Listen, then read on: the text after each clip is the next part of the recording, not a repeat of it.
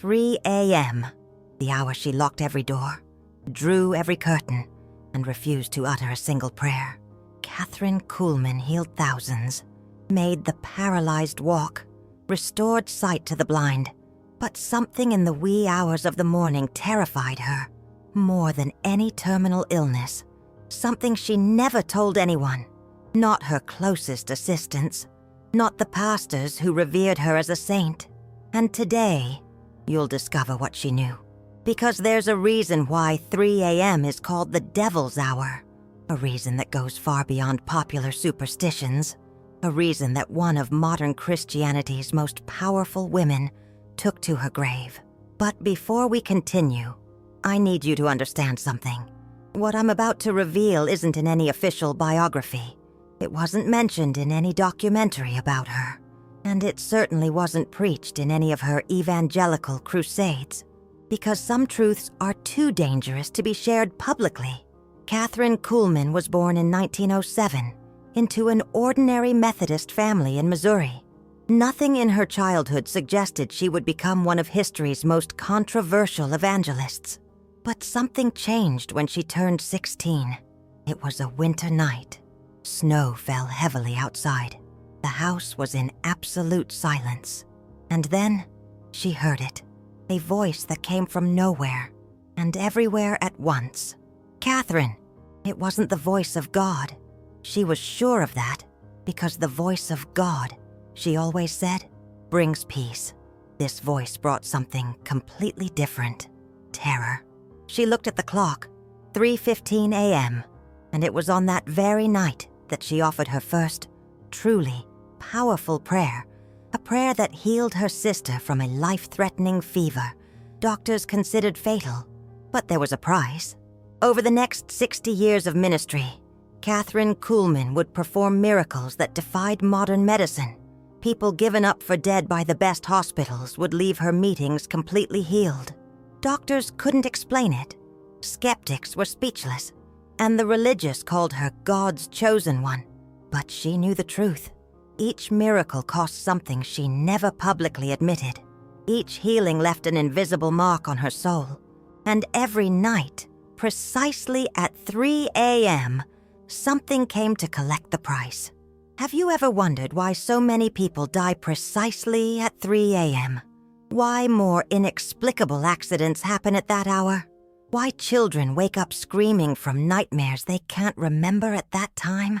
Kathryn knew, and what she discovered completely changed how she viewed her own gift. During her early crusades in the 40s, she maintained a rigid routine. She woke at 5 a.m. for prayer, studied the Bible until 7, ate breakfast in silence, and spent the entire day preparing spiritually for the evening meetings. But there was one rule she never broke. Never. Between 2 and 4 a.m., she remained in absolute silence. No prayer, no Bible reading, no spiritual activity whatsoever. Her assistants thought it was just a rest period, a necessary break in the intense routine of an itinerant evangelist. They didn't know she spent those 2 hours locked in her room, sitting in a chair with her back to the window, clutching a crucifix so tightly it left marks on her palms, waiting for the hour to pass. Because at precisely 3 a.m., something happened, something she could never fully explain, not even to herself. It was as if all the prayers she had offered during the day returned distorted, as if all the healings she had performed created a kind of spiritual echo, an echo that resonates at the hour when the veil between worlds thins. And that echo didn't only bring blessings. During a crusade in Pittsburgh in 1952, something happened that changed everything for her. It was a particularly powerful night. 3 paralytics had started walking again. A woman deaf since birth began to hear, and a boy with terminal cancer had all his tumors disappear instantly. Kathryn was exhausted, but radiant. She felt she was at the peak of her ministry, that God was using her in an extraordinary way. She returned to the hotel at 2 a.m., took a hot bath, knelt beside the bed to thank God for another night of miracles. And that's when she realized it. The clock read 2:58. She had 2 minutes to finish her prayer before 3 a.m. 2 minutes before that arrived. But something was different that night. The prayer didn't want to end. The words kept flowing from her mouth as if they had a life of their own, as if something inside her refused to stop speaking to the divine. And then the clock struck 3, and Kathryn Kuhlman discovered why some prayers should never be offered at certain times. What happened in that Pittsburgh hotel room completely changed her understanding of the power flowing through her, of the real price of miracles, and of why certain hours of the morning should remain silent. Because she realized she wasn't just channeling blessings, she was opening doors, and some doors, once opened at 3 a.m., never fully close again. From that night on, Kathryn instituted a rule she would follow for the rest of her life, a rule she never explained to anyone, but which she obeyed with military discipline. At 2:45 a.m., regardless of what she was doing, she stopped everything, put away the Bible, closed her eyes, and waited in absolute silence until 4 a.m. Her assistants noticed the change but never questioned it. It was Kathryn Kuhlman. If she had her methods, they worked. The miracles kept happening. The crowds kept being healed. But something had changed in her gaze, a shadow that wasn't there before, a constant vigilance, as if she knew she was being watched by something others couldn't see. And perhaps more disturbing, she began to whisper something different during her public prayers, phrases in Latin that no one could translate, words that seemed more like protection than praise, as if she were building spiritual barriers instead of bridges. During an interview in 1965, a journalist asked about her prayer routine. Kathryn hesitated for a moment that seemed eternal. Her eyes drifted to the window, and then she said something no one understood at the time. "There are times. Even God prefers silence." The journalist chuckled, thinking it was a joke. But Kathryn didn't smile, and that very night, she wrote something in her personal diary, something only discovered decades after her death, when her belongings were donated to a theological library. A single sentence, repeated 37 times on the same page. "They come at 3. They always come at 3. Who were they? And what did they want with one of the most anointed women of her generation?" The answer is connected to something medieval theologians knew well, but the modern church prefers to ignore. Something about the hour Christ died on the cross, the exact moment the temple veil tore, and what that opened beyond access to salvation. Because when Jesus breathed his last at 3 in the afternoon, a spiritual precedent was set, a moment of transition between worlds that repeats itself exactly 12 hours later, at 3 in the morning, the hour when the veil thins, when prayers gain a different power, more intense, more direct, and infinitely more dangerous. Kathryn discovered this in the worst possible way, and what she saw that night in Pittsburgh forever changed her relationship with the supernatural. Pause, take a deep breath, feel the weight of what you've just discovered. Comment with one word, just one, that defines what's going through your mind right now, because what comes next will connect all the dots in a way you never imagined, and it will reveal why Kathryn Kuhlman took this secret to her grave. The truth about that night in Pittsburgh was recorded in detail in the personal diary she kept locked in a secret drawer of her desk, a diary her family found just 3 days after her funeral in 1976. The pages corresponding to that night were torn, all but one, and on that page, written in a trembling script that barely resembled hers, was the most disturbing description ever recorded by a person of faith. 3 a.m. They came, all of them, those I healed, but also those I should have let go. Kathryn discovered something no evangelist before her had realized, something that would forever change her understanding of life, death, and the price of miracles. Every person she healed left a spiritual mark, a connection, an invisible thread that bound her to that soul forever. And at 3 in the morning, when the veil between worlds becomes transparent.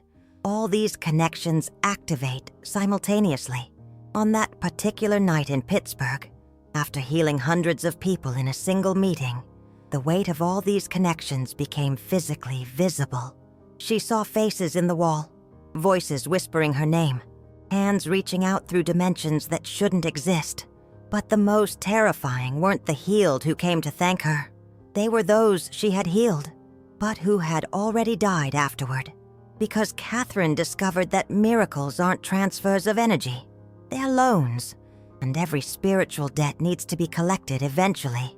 The deaf woman she healed in 1951 had died in a car accident 2 years later, but at 3 a.m, she was still there, whispering gratitude in a voice that echoed from beyond the grave. The paralytic who walked again after her prayers had passed away from a heart attack in 1960. But he continued visiting her every morning, showing his impossible steps in an ethereal dance that lasted exactly 60 seconds. And the child with cancer, that first healing she performed at 16, her own sister. Her sister had died 3 months after the miracle. Not of fever, but of something the doctors couldn't explain, as if life had been temporarily borrowed and then reclaimed with interest. Kathryn realized she wasn't simply channeling divine power. She was redistributing destinies, and each redistribution created a spiritual debt that accumulated like shadows in her soul. At 3 a.m, all those shadows took form. All those debts came due, and Kathryn was forced to confront the truth that no preacher dares admit. Some miracles are robberies disguised as blessings. From that discovery, she developed a system, a way to minimize the impact of these nocturnal visitations. First rule, never pray for more than 50 people in a single night. More than that, and the weight of the connections becomes unbearable. Second rule, always check the time before starting any healing prayer. If it were 2:30 in the morning or later, the prayer should be postponed until the next day. Third rule, always keep a crucifix blessed by the Pope himself in direct contact with her skin during all the early mornings. Not as a religious symbol, but as a spiritual anchor. And the fourth rule, the most important of all, never, under any circumstances, allow anyone else to be present during her 3 a.m. vigils, because she discovered that the visitations weren't limited to her. Anyone nearby during those moments also became visible to those who came to collect. And not all visitors came in peace. During a crusade in Los Angeles, her closest assistant, a young pastor named David Verzilli, decided to check on her one such morning. He found the door locked. He knocked softly. There was no answer. Worried, he used the spare key he carried for emergencies. What he saw when he opened that door changed his life forever. Kathryn was sitting in the center of the room, completely still. Her eyes were open, but she wasn't blinking. Her hands held the crucifix so tightly that blood dripped between her fingers, and around her, there were people, dozens of them, people of all ages, from all eras, forming concentric circles around her chair. Some glowed with a soft light, others seemed made of pure shadow, all whispering the same word repeatedly, "Thank you." But not all seemed grateful. David was paralyzed. He couldn't move or speak. And then one of the figures, an elderly woman in 1920s clothing, turned to him and smiled. It wasn't a kind smile. It was a smile of recognition, as if she knew exactly who he was and what he represented to Kathryn. The woman started walking toward him. Her steps made no sound on the carpet, and with each step she took, David felt as if something inside him was being pulled out. That's when Kathryn whispered, without moving her lips, "Leave, now, and never come back at 3 a.m. David ran. She locked herself in her room and spent the next 2 hours praying. Every prayer she knew. The following morning, Kathryn acted as if nothing had happened. But David noticed something different. She was paler, more frail, as if part of her life force had been drained during the night. And when he looked at his own hands, he discovered something that terrified him. They were slightly transparent, as if he were beginning to become one of the figures that visited Kathryn every morning. At 3, David quit his job the following week. He would never work with evangelists again. And until the day he died, 50 years later, he woke up precisely at 3 in the morning, drenched in cold sweat, whispering prayers of protection, because he had understood something that few comprehend. Proximity to the sacred also means proximity to its opposite, and Kathryn Kuhlman had become a portal between the two. But there's still a missing piece in this puzzle, and before I reveal this final truth, tell me in the comments, what do you think we still don't know? What's the missing piece? Because when you discover it, you'll understand why this story changed everything, and you'll understand why Kathryn, in the final years of her life, began to do something that no evangelist had done before her. She began teaching people how to undo miracles. It seems impossible, doesn't it? Contradictory. Why would someone who dedicated their entire life to healing people teach the reverse process?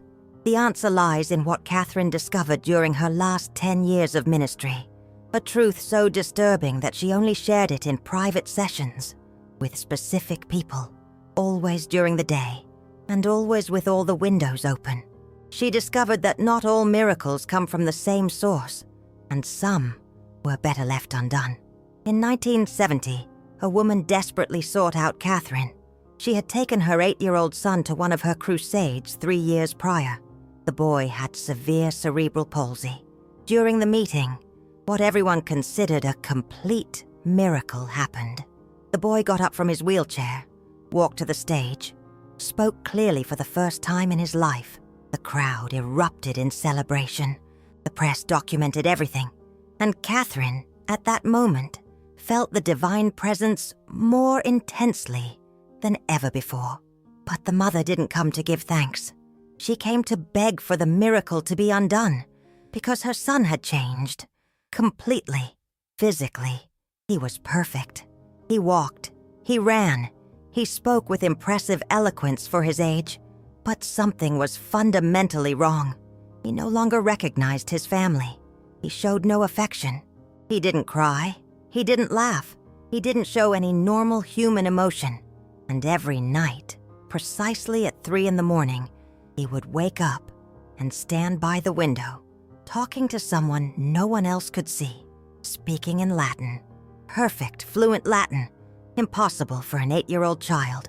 The mother showed Kathryn recordings of these conversations, and when she heard the words her own miracle had produced, her blood ran cold. The boy wasn't saying prayers. He was negotiating contracts. Kathryn realized she had healed the child's body, but something else had occupied the space where his original soul should have been. And this wasn't an isolated case. Over the following years, more and more people sought out Kathryn with similar stories. Relatives of people she had healed but who had become different, strange, as if they were hollow versions of themselves, healed bodies inhabited by essences that didn't belong to this world. That's when Kathryn understood the complete truth about her ministry. She wasn't just redistributing destinies or accumulating spiritual debts. She was creating vacancies. Each genuine miracle of healing releases a soul from its broken physical body. But when that body is instantly restored, it creates an emptiness, an available space. And at 3 in the morning, when the veil between dimensions becomes transparent, other entities can claim these vacant spaces. Kathryn discovered that she had unwittingly become a broker of souls. And worse, she had no control over who made the offers. That's why she developed the process of undoing miracles. It wasn't reversing the physical healing. It was expelling the invading entity and restoring the original soul to its body, a process infinitely more dangerous than the initial miracle, because it required her to enter directly into the territory of those who had made the occupation.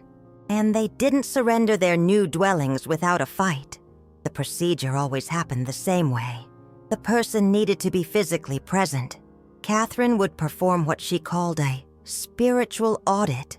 She would check if the original soul was still accessible, or if it had been completely replaced. If the original soul was intact but merely displaced, there was hope.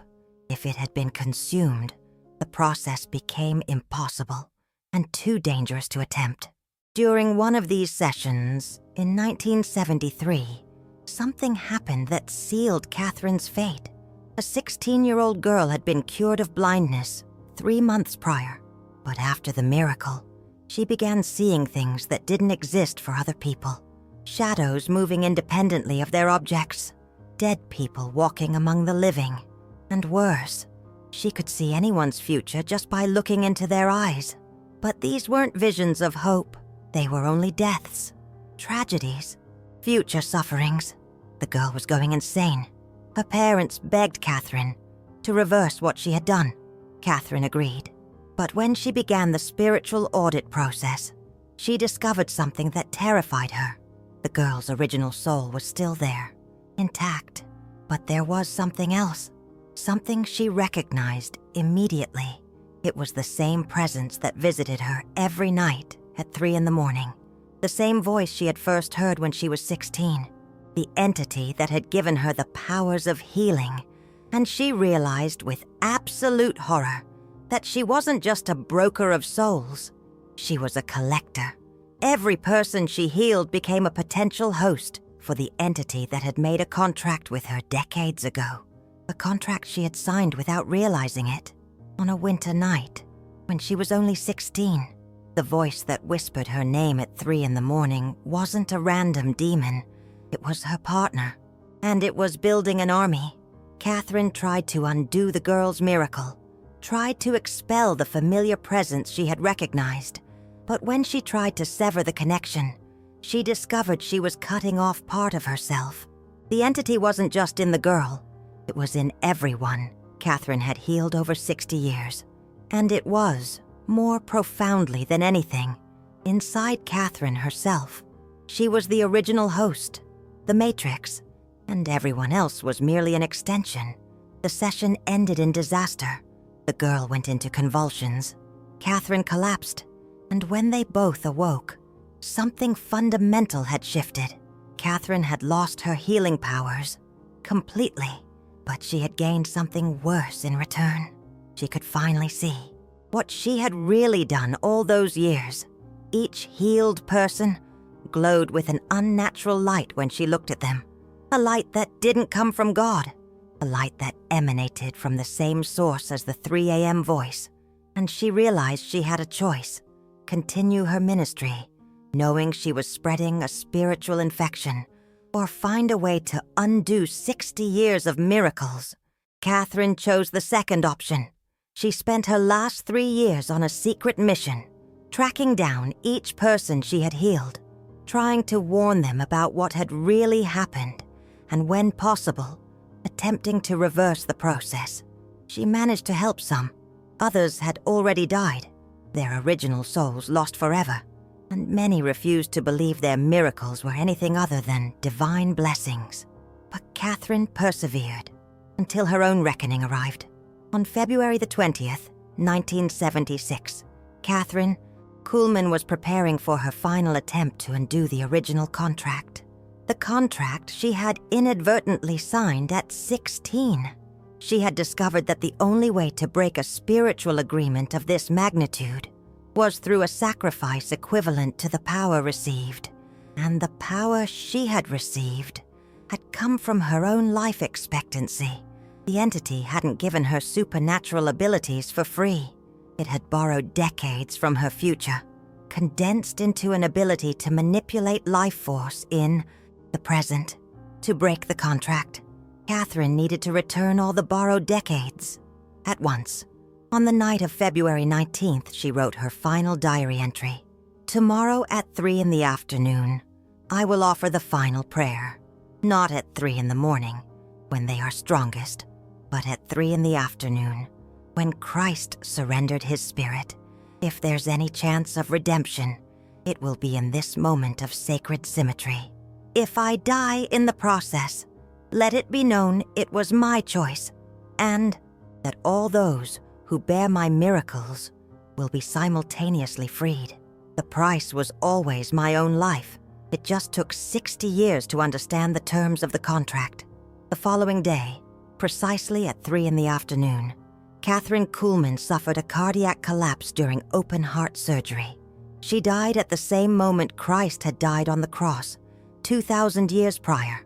And in hospitals, nursing homes, and homes around the world, people she had healed over decades reported the same experience. At 3 in the afternoon on February 20th, 1976, they felt something leave their bodies, a presence that had inhabited them for years, sometimes decades, simply vanished. Some lost their physical healings in the process. They became blind, deaf, paralyzed again, but all reported the same sensation. For the first time since their miracles, they felt whole again.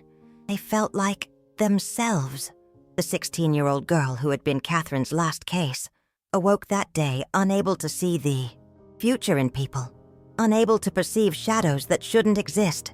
She had become a normal teenager again, blind, as she was before the miracle, but completely herself. And for the first time in 3 years, she smiled genuinely, because she understood what Kathryn had discovered too late.